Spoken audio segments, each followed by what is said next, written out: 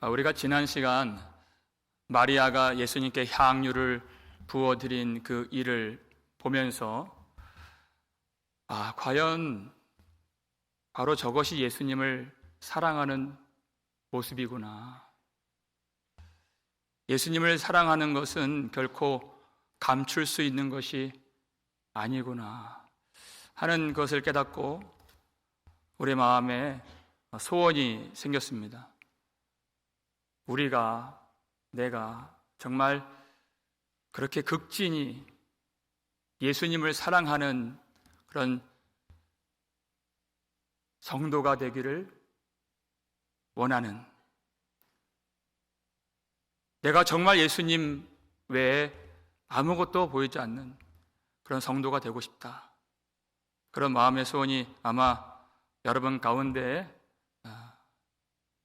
있는 줄 믿습니다.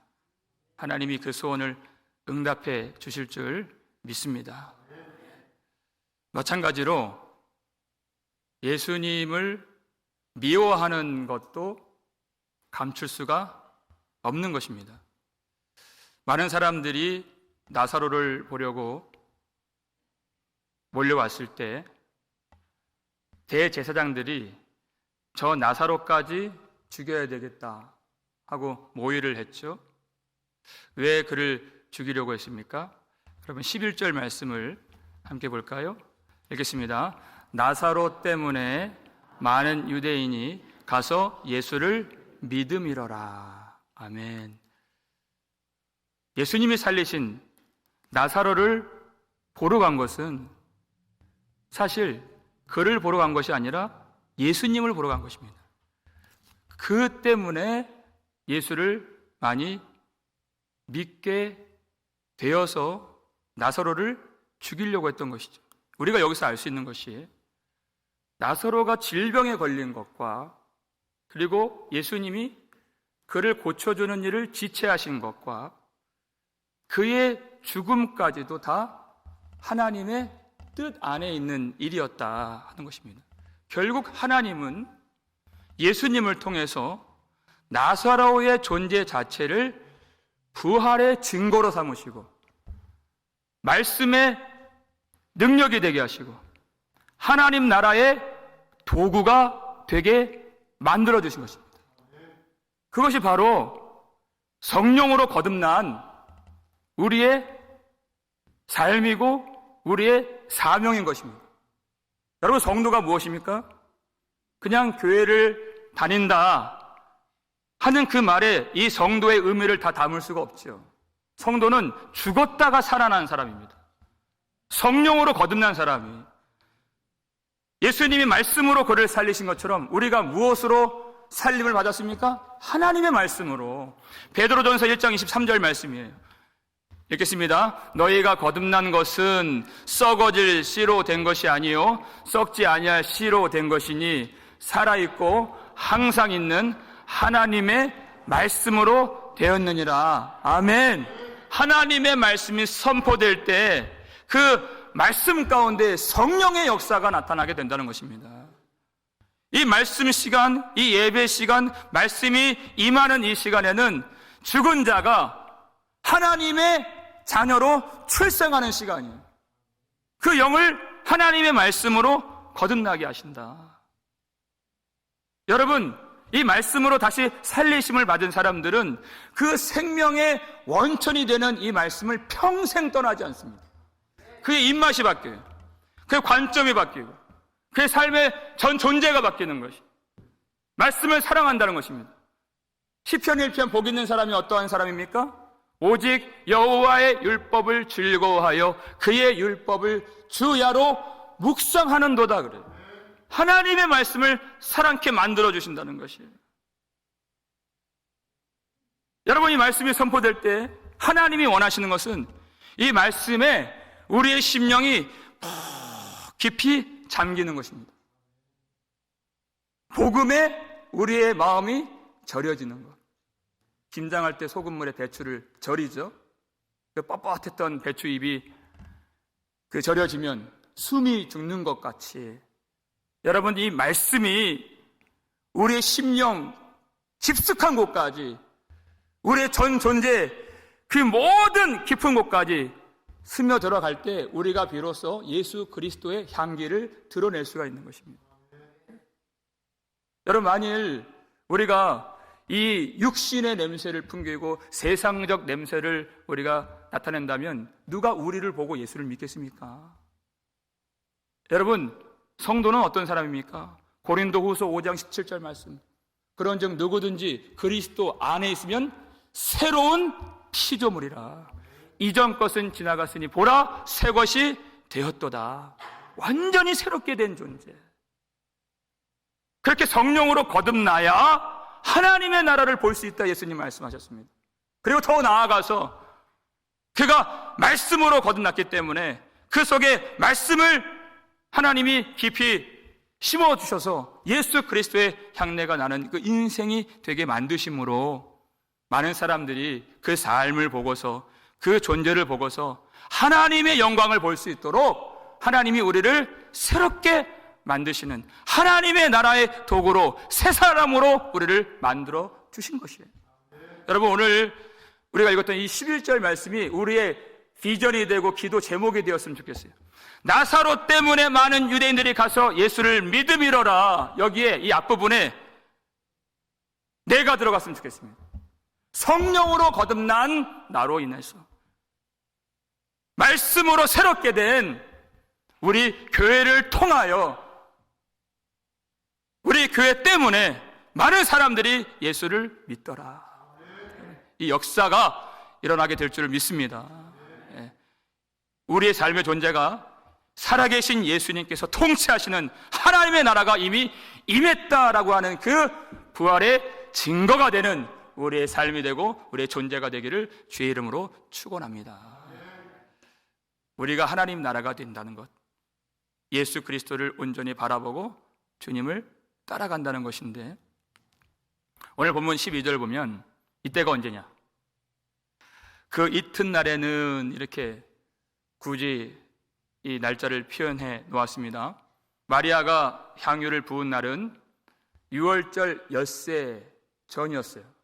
하루가 지났다는 것이죠.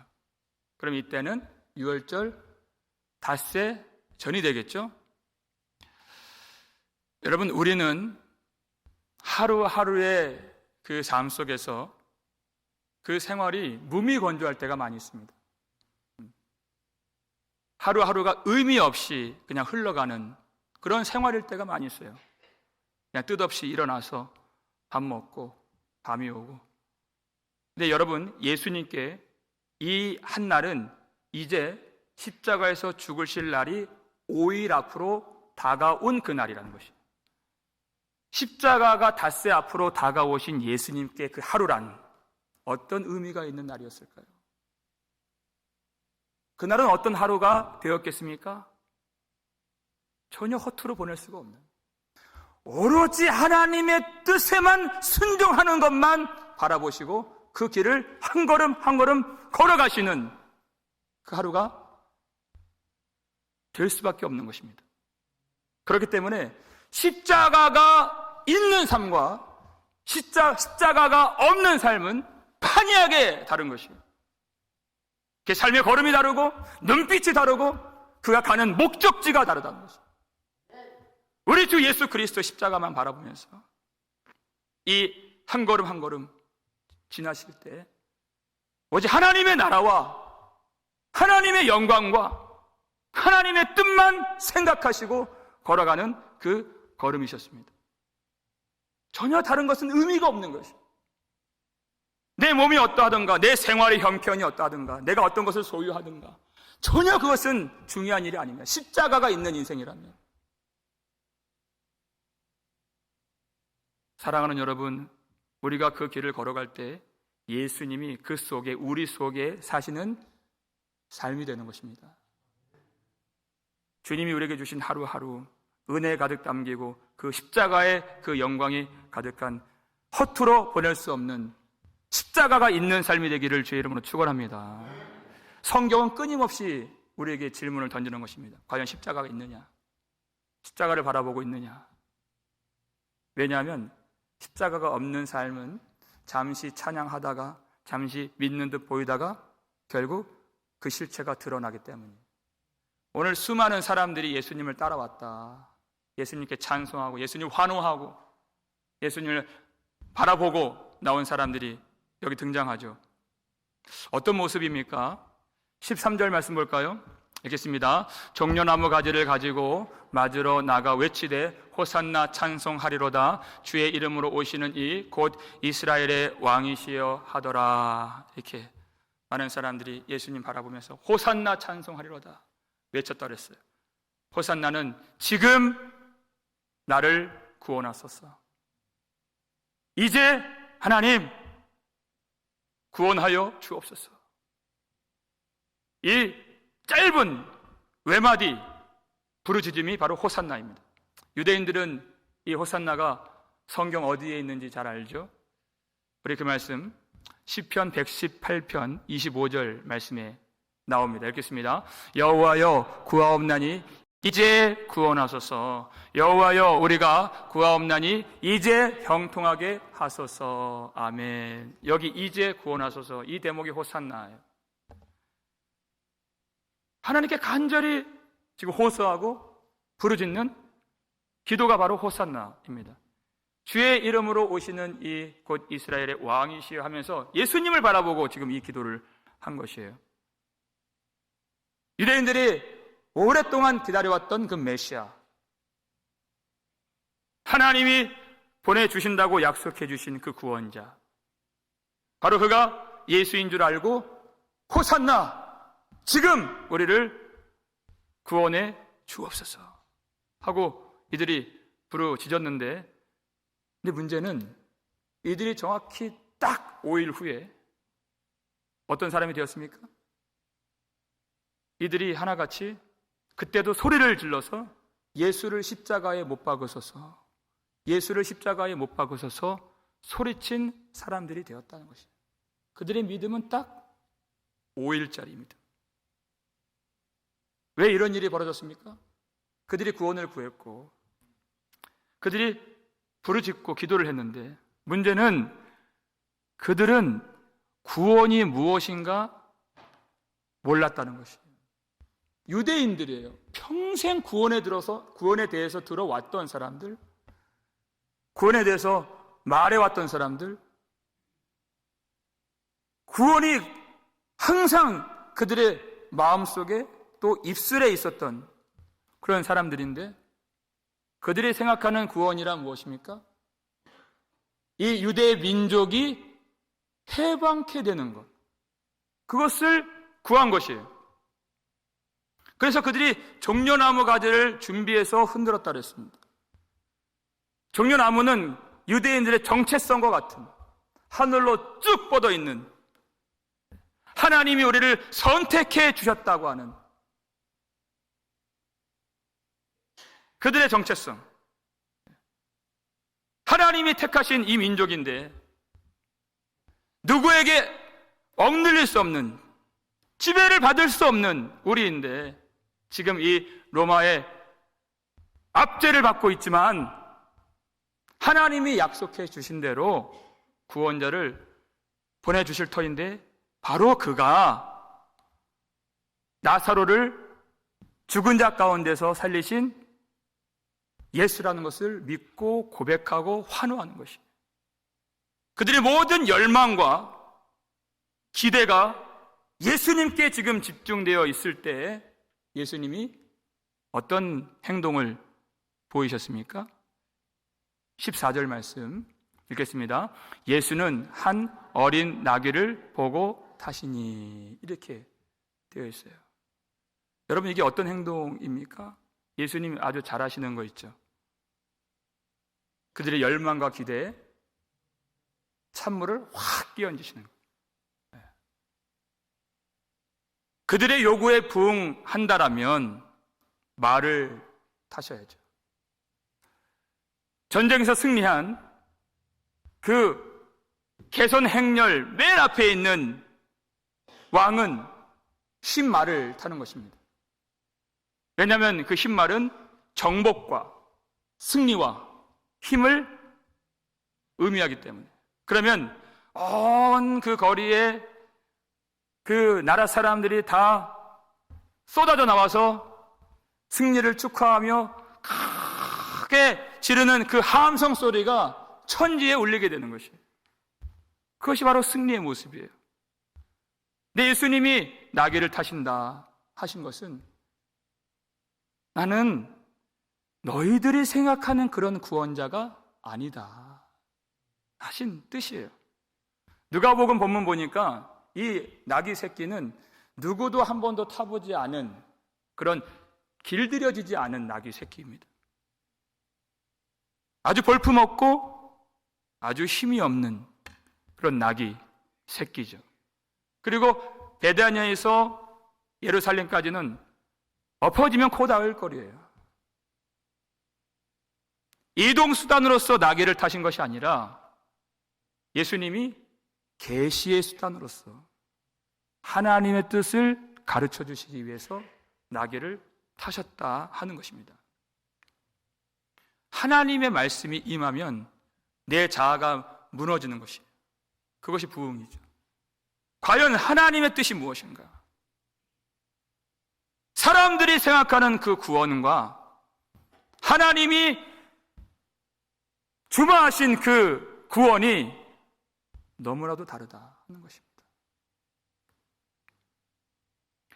제가 목회를 안다고 말할 수가 없는 그런 작은 사람이지만 목회를 하면서 어려운 일 중에 하나가 뭐냐면 이 세대, 이 세상에 있는 사람들이 요구하는 것들이 있는 가운데 제 중심을 지키는 것입니다.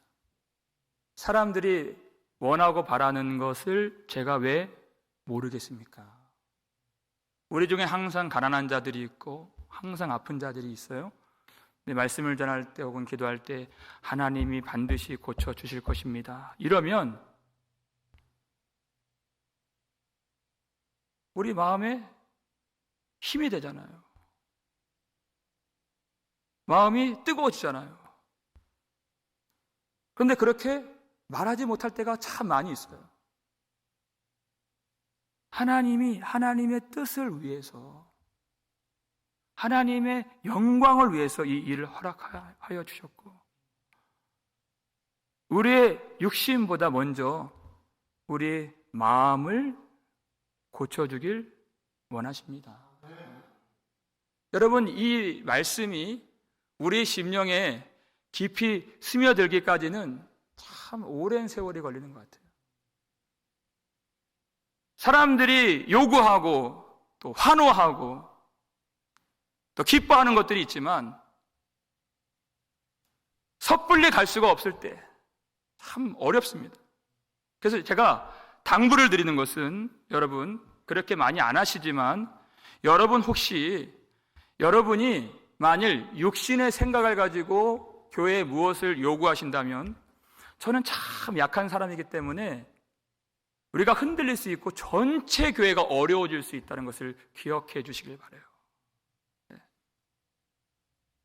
우리가 다 사람이 환호하고 또 그 요구에 부응하는 그 길을 가고 싶지 않은 사람이 어디 있겠습니까? 사람이 박수 쳐주는 그 길을 누가 마다하고 싶어요? 다윗도 그랬습니다.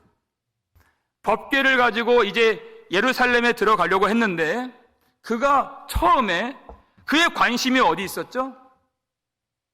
군사 3만 명을 모았다 그랬어요. 수많은 사람들을 동원해서 새로운 수레를 만들고 온 국민이 비파와 수금과 여러 가지 악기로 큰 축제 행사를 여는 데에 그가 몰두했습니다. 그의 생각에 수많은 사람들이 그 법궤를 가지고 들어가는 그 행렬 앞에 승리한 개선 장군처럼 그가 예루살렘에 입성하게 되는 것을 사람들에게 보인다면 자신의 위엄이 높아지고 자신의 통치 권력을 더 크게 가져가서 이 이스라엘 땅을 잘 다스릴 수 있을 것 같이 생각되어진 것이에요. 그런데 하나님은 그 일을 기뻐하지 않으셨습니다. 그리고 그 길 중간에 낙원의 타작마당에서 우살을 치심으로 그 길을 가지 못하도록 하나님이 막으셨어요. 여러분, 사람들이 다 축제를 벌이고 기뻐한다고 해서, 많은 사람들이 흥분하고 많이 모였다고 해서 그 자리를 하나님이 기뻐하실 거라고 우리는 착각해서는 안 됩니다. 하나님의 방법이 나귀를 타고 그 성에 입성하시고 십자가에서 죽으시는 그 하나님의 방법이 사람들에게는 비천하게, 초라하게 보일지라도 예수님은 그 사람들의 기대에 부응하지 아니하시고 주님이 걸어와야 하실 그 길, 사람들이 요구하는 승리하는 왕의 모습이 아니라 하나님이 기뻐하시는 고난받는 종의 모습으로 그 성에 입성하셨다는 것이에요. 그것도 자기 임의로 하신 것이 아닙니다. 오로지 하나님의 말씀의 뜻대로. 오늘 보면 15절 말씀 볼까요? 읽겠습니다. 이는 기록된 바 시온 따라 두려워하지 말라. 보라, 너의 왕이 나귀 새끼를 타고 오신다 함과 같더라. 아멘. 기록된 바대로 예수님께서 이 일을 행하셨는데, 이 말씀이 스가랴 9장 9절에 나온 말씀이죠. 겸손하여서 나귀를 타시나니 하는 그 말씀이에요. 예수님은 한 번도 자기를 위해서 사신 적이 없고 오로지 하나님의 뜻을 순종하시기 위해서 모든 생애, 모든 행적, 모든 걸음, 모든 마음을 다 하나님의 말씀의 성취를 위해서 쏟아 부어주신 예수님이십니다. 오직 하나님의 뜻대로만 이 일을 행하신 것이에요. 겸손하여서 나귀를 타신 예수님. 그러면 그 일을 통하여 어떠한 구원을, 어떠한 하나님의 나라를 성취하시는가? 그 내용이 바로 그 다음 절에 있습니다. 스가랴 9장 10절 말씀 함께 읽겠습니다. 내가 에브라임의 병거와 예루살렘의 말을 끊겠고 전쟁하는 활도 끊으리니 그가 이방 사람에게 화평을 전할 것이요 그의 통치는 바다에서 바다까지 이르고 유브라데 강에서 땅 끝까지 이르리라. 아멘. 여러분, 이스라엘 백성들은 로마와 전쟁을 해서 승리하는 것을 원하고 그 승리를 가져다 줄 것이라 기대하고 예수님을 환호하고 찬송했던 것입니다. 그런데 하나님이 이루실 구원은 그런 전쟁의 승리가 아니라, 잘 보세요, 그 전쟁을 이 땅에서 완전히 끊어버리시고 없애버리시는 그 승리를 원하신다는 것이에요. 우리가 전쟁의 승리를 원한다면 병거를 모으고 말을 귀하게 여기겠죠. 그런데 예수님은 그러한 세상의 힘을 취하지 않으셨습니다. 나귀를 타고 입성하셨어요. 세상의 권세, 세상의 힘, 그것을 취하지 아니하시고 그것을 오히려 무너뜨리려고 이 땅에 오신 예수님. 그리고 그 자리에 하나님의 나라를 세우시는 평강의 왕으로 예수님이 오신 것입니다. 여러분, 참 신기하지 않습니까? 이스라엘 백성들은 하나님의 선택받은 민족의 그 자부심을 가지고 하나님 지금 이제 구원해 주옵소서, 호산나 이렇게 부르짖었지만 하나님의 약속은 바다에서부터 바다까지 이스라엘 민족만 구원하시는 것이 아니라 유브라데 강에서부터 땅의 끝까지 구원의 영광을 펼치길 원하시는 하나님이시다. 그 땅의 끝까지 하나님 나라의 복음이 전파되어야 이제야 끝이 오리라 말씀하셨습니다. 그러니까 이 유대인들이 생각하는 구원과 하나님이 이루실 구원이 얼마나 다른 것입니까? 여러분, 스가랴 말씀은 구약 성경입니다. 유대인들이 다 이미 받은 말씀이라는 것입니다. 그런데 자기들이 갖고 있는 자부심과 우월감에 눈이 가려져서 하나님의 말씀이 무엇인가 깨닫지 못하고 있다. 것이에요. 그들이 지금 보고 있는 바, 이 로마 제국의 압제를 받고 있는 그 고통은 봐요. 로마에 눌림받고 고통받는 그 수치는 보는데 정말 그들이, 그리고 우리가 보아야 할 그 압제가 무엇인가? 여러분, 우리가 무엇에 눌려있고 무엇 때문에 수치를 받고 무엇이 우리를 찌르며 무엇이 우리를 고통스럽게 만듭니까? 그것은 로마의 압제가 아니에요. 보이는 대적이 아닙니다. 바로 죄가 우리를 그렇게 고통스럽게 만들고 오늘도 우리를 억누르려고 우리에게 다가오고 오늘도 우리에게 수치를 주려고 우리를 죽게 만들려고 위협하는 그 세력은 오로지 죄라는 것입니다. 이스라엘 백성들은 눈이 가려져서 그걸 보지 못했어요. 하나님이 아시죠? 과연 우리에게 필요한 구원은 무엇인가? 하나님이 아십니다. 그 전쟁에서 이기는 영웅적인 힘이 우리에게 필요한 것이 아니라 그 죄를 씻어주실 어린 양의 피만이 우리에게 필요하다는 것을 주님이 가르쳐 주시는 것이에요. 여러분, 지금도 우리에게 전쟁의 소식이 들리죠. 우크라이나에서 이제 곧 전쟁이 있을 거다 하는 그 소식이 있어서 교민들도 다 빠져나오고 이제 제사관도 나올 것이고 다른 해외에 있는 그런 사람들도 다 자국으로 돌아간다는 그 소식 들었어요. 참 안타까운 그런 소식이죠. 그렇다면 여러분, 온 세상 사람들이 가장 강력한 힘을 갖고 있다고 생각하고 그렇게 말하고 있는 이 미국 땅에 살고 있는 우리는, 여러분, 이 땅에 살고 있는 사람들은 진정한 평화를 누리고 있습니까? 이 땅에 있는 젊은이들은 그 마음 가운데 진정한 평화와 만족을 그들이 누리고 있다고 우리가 말할 수 있을까요? 그렇게 하나님이 복을 주시고 하나님이 힘을 주셨는데, 여러분, 하나님이 힘 주시면 사람이 어떻게 되나요?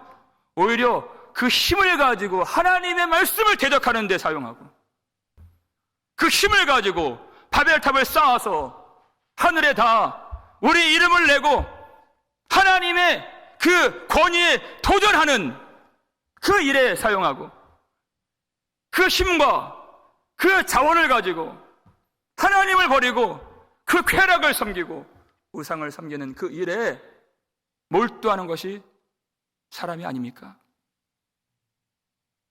과연 이 땅에 살고 있는 사람들이 진정한 평화를 누리고 있는가? 우리를 사로잡고 있는 것은 눈에 보이는 대적이 아닙니다. 그것이 바로 죄에 억눌림 받고 있는 것이고 죄의 고통이요 사탄에게 종노릇하는 이 땅 사람들의 모습인 것이에요. 우리 주님은 그 죄로부터 눌림받고 있는, 억압되어 있는 사람들을 구원해 주시기 위해서 이 땅에 예수님을 보내주시고, 예수님은 나귀를 타고 예루살렘 성으로 들어가셨으며 이제 곧 다가올 그 십자가에서 목숨을 버리시고 피를 흘리신 것입니다. 그런데 예수님을 이제까지 쫓아다녔던 제자들조차도 그 의미를 알지 못했다. 16절에 그렇게 나와 있죠.